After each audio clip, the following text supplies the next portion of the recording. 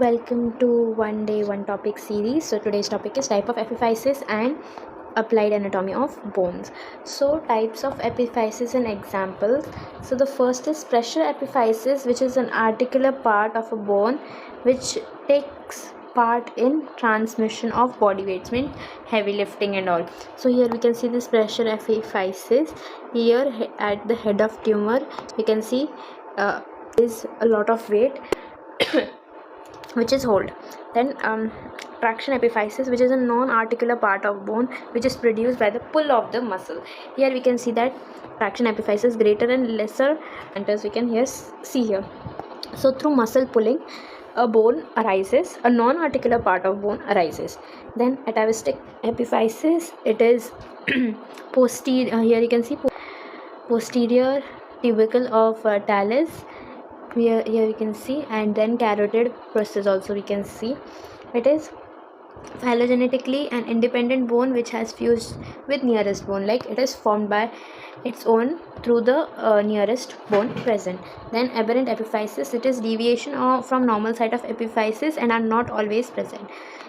Aberrant epiphysis at the distal end of metatarsal. These are all the examples for epiphysis. Then applied anatomy of bones. Law of ossification. Ossification is very important. Ossification is basically forming of bone, process of formation of bone.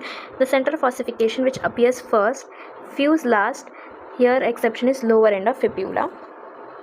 Epiphysis at one end of long bone always fuses a few years before the other end, and end at which the fusion occurs later is called growing end, and this is also the end at which the secondary center of ossification appear first. Growing end is always located opposite to the direction of nutrient foramen, and the direction of nutrient foramen is remembered by dictum that says, to the elbow I go, from knee I flee. Then osteomyelitis, it is an infection of bone commonly occurred in children. In typically long bone, infection occur in metaphyseal regions because they are richly supplied with blood and blood vessels, and metaphysis through end arteries forming a hairpin bends. Fractures of bone, the break in continuity of bone, and it is most common type of bone injury. These applied anatomy questions can be asked as reason based questions, so case based basically, so you have to remember them as well. So yeah, this was for the today's lecture. Meet you in the next one. I hope you like the series one day one topic. Meet you in the next one.